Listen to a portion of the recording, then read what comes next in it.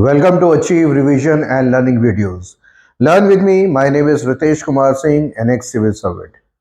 This is a part of the series Essays Made Simple. In my previous video on essay, I clearly told you that your existing knowledge of GS and current affairs, if properly used, can be utilized in any essay topic, even philosophical topics. So let's see how your knowledge of history, which you are getting from maybe your basic reading, your books, or maybe your classes, how you can utilize your basic knowledge of history in answering a beautiful topic on history itself. Let's see the history topic. So topic on the board is history repeats itself first as a tragedy and second as a farce. So now when we see this as a topic, history is the keyword here. So history repeats itself first as a tragedy. So the keywords tragedy and second is a farce and the keyword. Now what is the meaning of this topic? Let us decode the meaning of the topic first. See, history is the biggest teacher because history is comprising of what various negative examples as well as positive examples. So when we are very rational reader of the history, we will be able to identify what are the good examples and what are the bad examples. So what is our learning? Consciousness about the good and the bad. And the good things should be carried forward in the society so as to make our today and future better. And similarly, the wrongs that we have accumulated from the past should be eradicated from the society, again for making our future better. Now, if we fail to remove the negatives, then there are more chances that we are going to repeat them and repeat them in bigger dimensions. So when we have failed to learn from the history in terms of the negativity of the past and carry them forward in today's conditions in different proportions, so tragedy we create for ourselves. And when we fail to learn from history altogether, we start to ridicule the history. The history is useless, treating it as a farce. But what is actually required is utilization of the consciousness from the rational teaching of history and applying in each and every area of human activity. History, mind you, can give us the directions for improving each and every area of human activity if properly applied in terms of what rationality, learning from the past, and better application. So this topic is talking about how to utilize history, yes, on the basis of rational understanding in today's aspect of political, economic, social, environmental, international relations, how history can contribute in making our future better. So in this regard, I'm going to open up the topic now. So first of all, history repeats itself first as a tragedy. So let's break the topic in the first part as a tragedy. That means when you fail to learn from the mistakes. So history is a permanent teacher, provided we listen to its message. History is rich with lessons from humanity's progress and development because past is always the permanent dimension of human consciousness. Why? Because history has both negative examples as well as positive examples. If we fail to learn from it, then we tend to repeat the negative example, mostly wrongs, to create more tragedies. Okay, history is comprising of both the positives and negative. If we carry forward the negatives, if we keep on repeating the negatives, we tend to create more tragedies. For example, repeated wars. Now we are seeing again what is happening. Russia-Ukraine war is going on for last 1.5 years. We are talking about again the new war, Israel-Gaza. Wars have always been destructive with no ending solutions. It never brings lasting what solutions. But still, there is a tendency to go for wars because what we are creating tragedies by not learning from the mistakes. There have been various wars in the past. Yes, U.S. in Vietnam, 20 years war. Yes, led to huge destruction. Now, USSR in Afghanistan, that is the USSR invasion of Afghanistan 1978 and almost 10 years war. Further, then the US entered the Afghanistan in 1990s and early 2000. Again, continuous 15 years of domination and operation of the Afghanistan by the US forces. Then now US in Iraq, US in Syria, Russia. It has created what? Not in Russia, Syria. What is created by the US? Destruction in the entire Middle East. Emergence of new extremist elements. Okay, instability in the entire region. So that means what has been created by the wars is only instability with no lasting results. Now what we are seeing for the last 1.5 years, Russia and Ukraine, leading to the destruction. Yes. Now Israel and Palestine. So that means we are tending to repeat the tragedies when we are not learning from the past mistakes that wars are destructive in nature. So the history gives a lesson, avoid wars. What is also being seen across the world is a rise of authoritarianism and totalitarianism. Means more and more authoritarian and totalitarian regimes are rising. For example, China we know about, Russia we know about, their tendency in India also. That means it's become too autocratic in nature. We should be learning from the past. We have got a past examples like Hitler and the Mussolini or the Stalin. Yes, those things should not be repeated. So history is giving us the lessons. Further, second is a fast. Yes, now when we fail to learn, then history is ridiculed. Means we ultimately make what we start treating as is useless. Yes, let's write the history again. It's ridiculed, presented as wrong, farce. Try to erase it, rewrite. But rewriting the history is not the right way forward because that will not be based on facts, proper research, proper scientific evidences. It will be a manipulations on the basis of certain ideologies. So hence the code comes into picture. We come to terms with history not by learning from it, not by erasing it. Yes.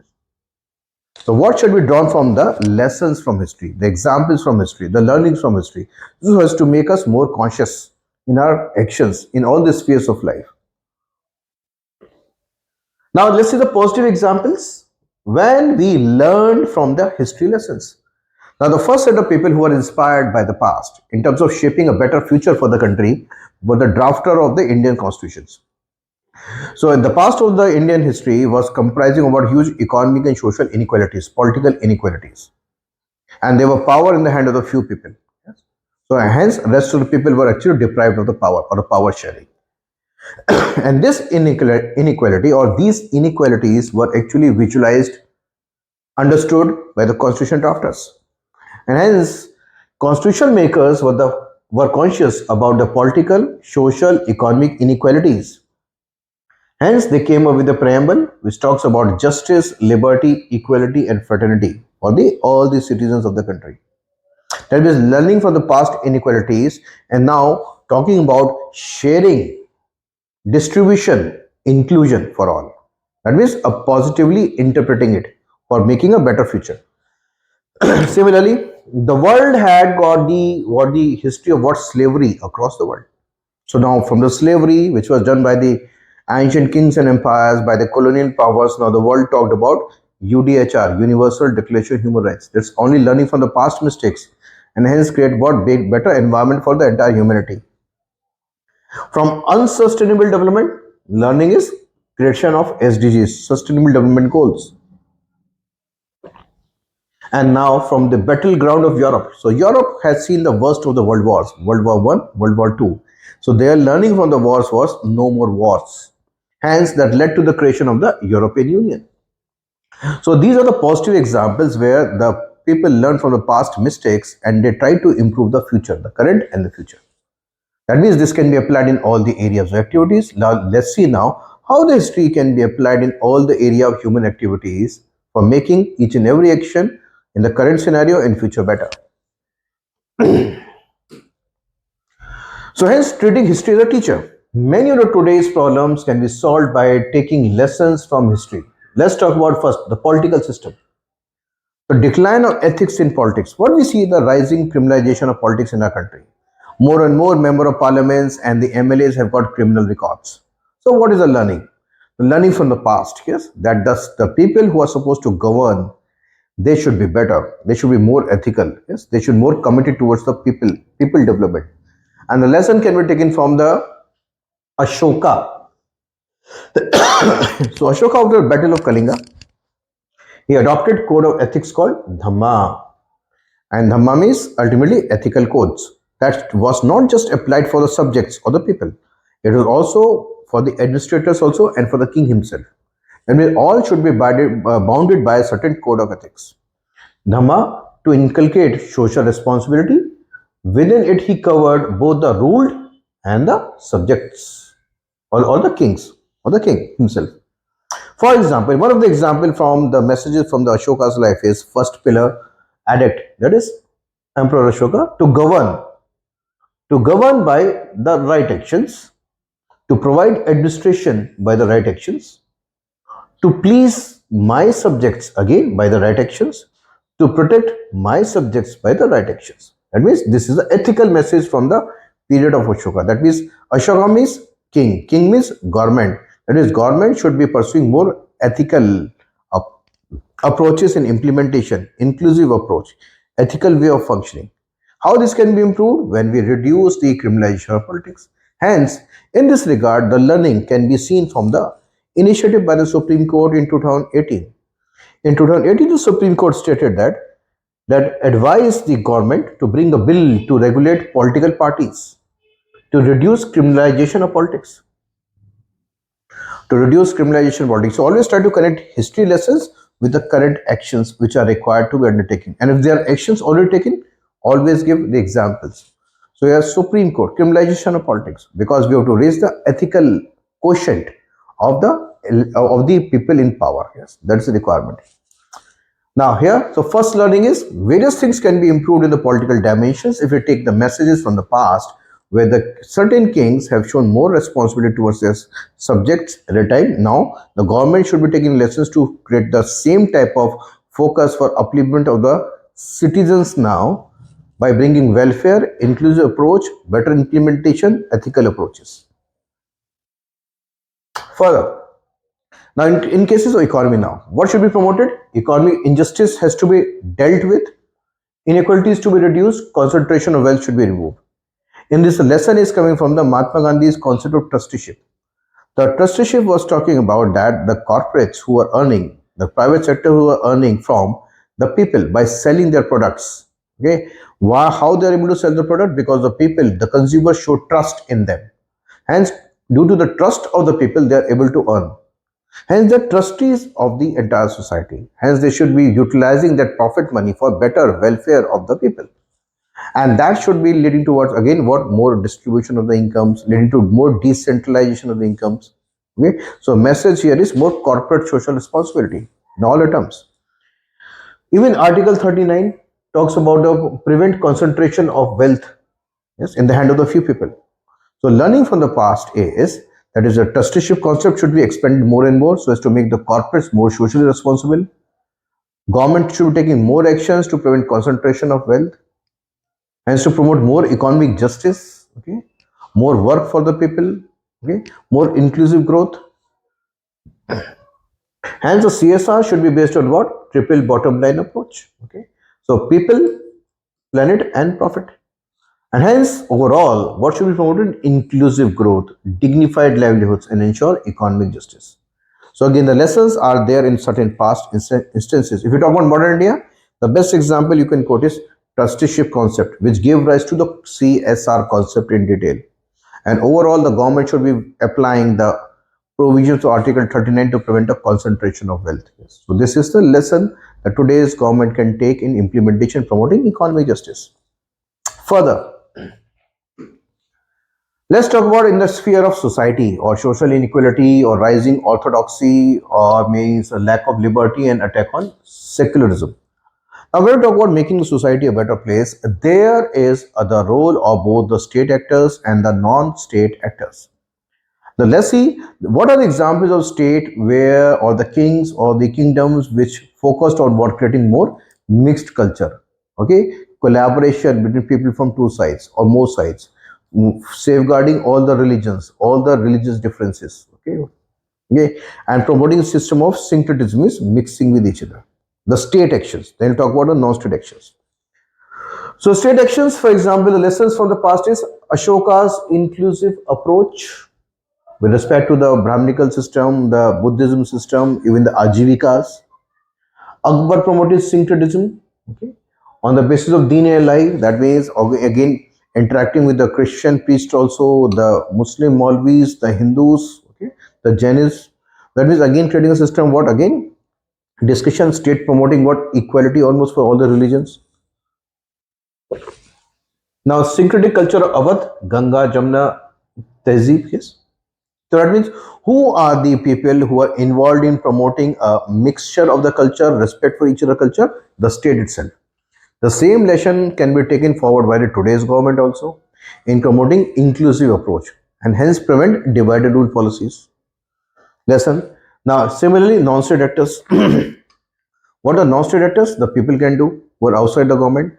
So Buddha, the preacher, attacked orthodoxy. Now, Bhakti reformers highlighted the common ills in society. They were talking about common superstitions, talking about the poor status of the women. Okay, issue of the caste system was also being highlighted. Similarly, Sufi preachers promoted syncretism. Okay, the Sufi khankas were open for all types of people. Okay, inclusive approach.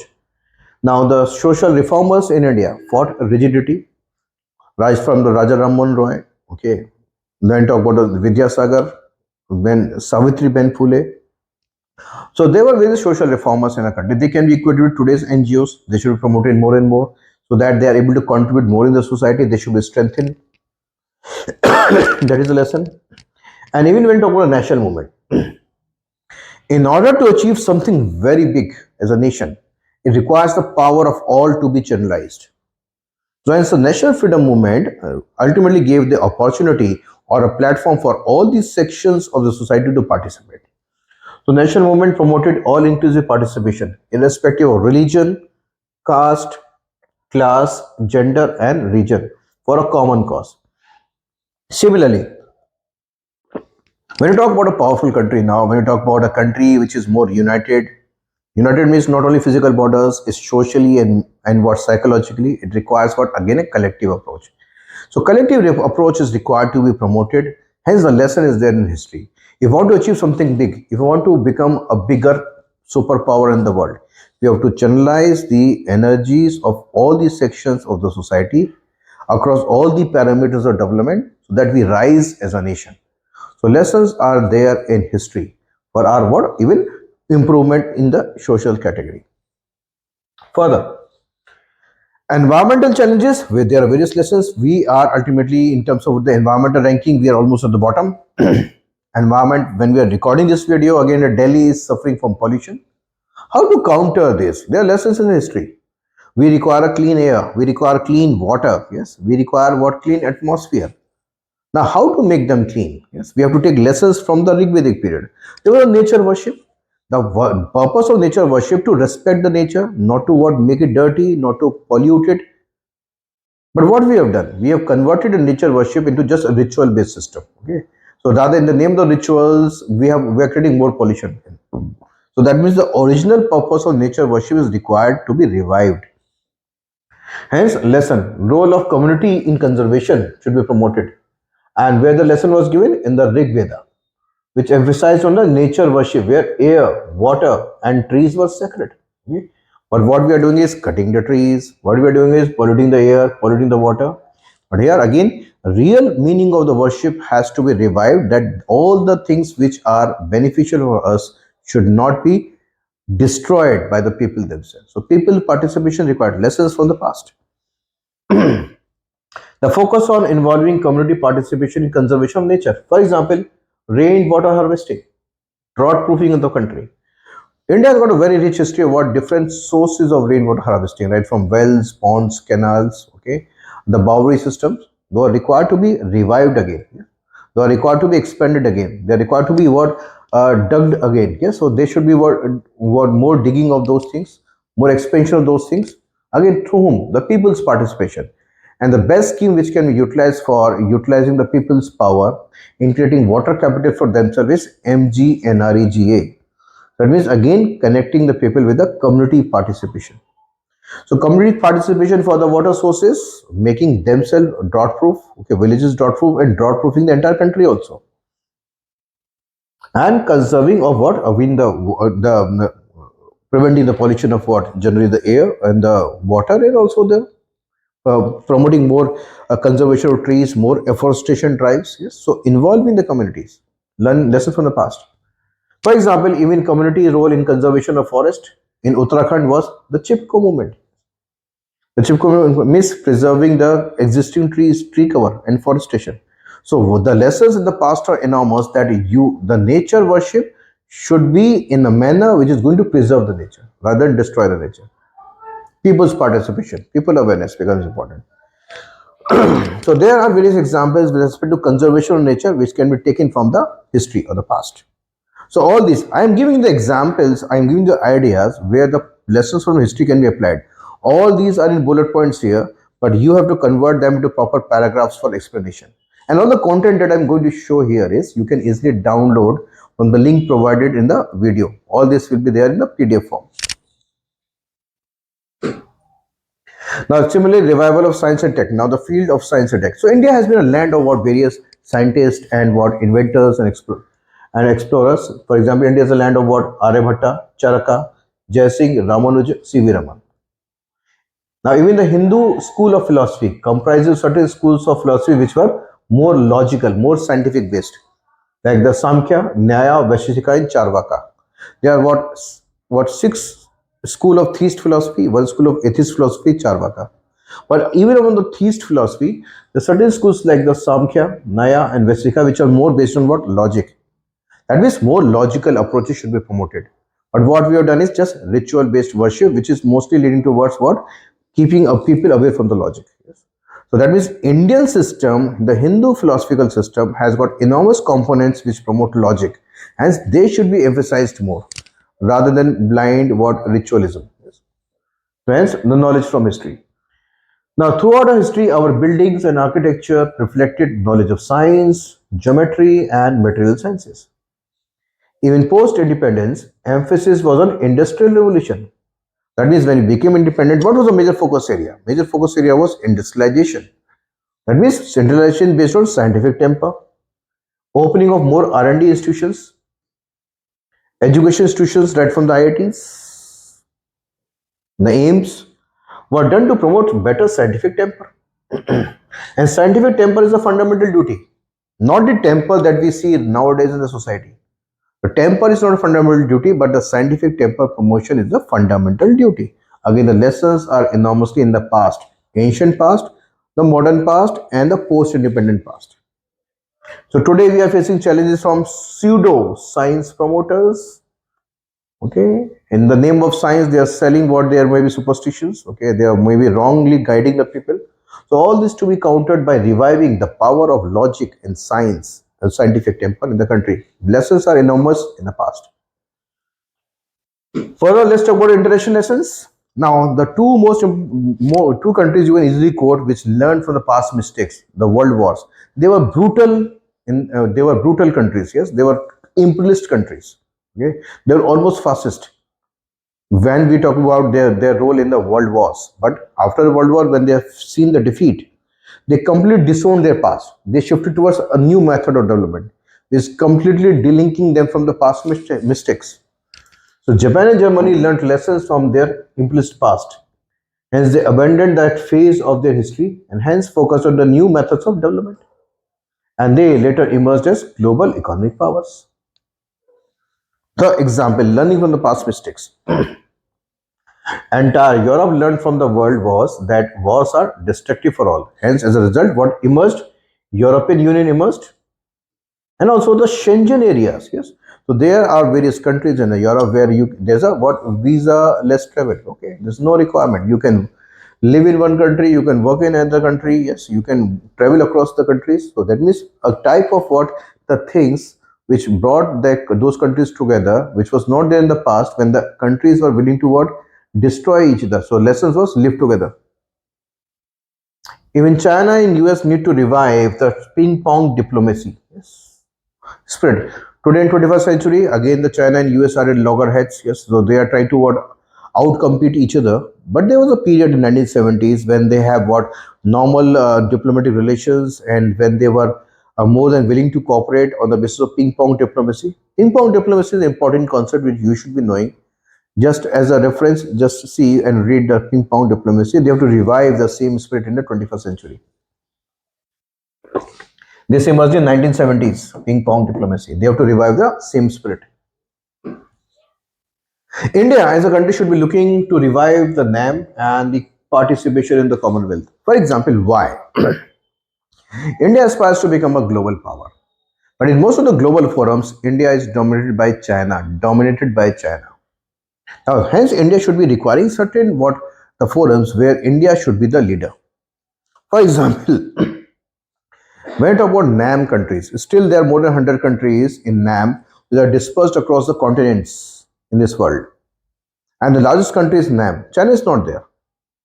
So India, if revive the NAM as per the requirement of 21st century, can become the natural leader. And when you are leading a group of 100 countries, more than 100 countries, you become a natural leader for various countries.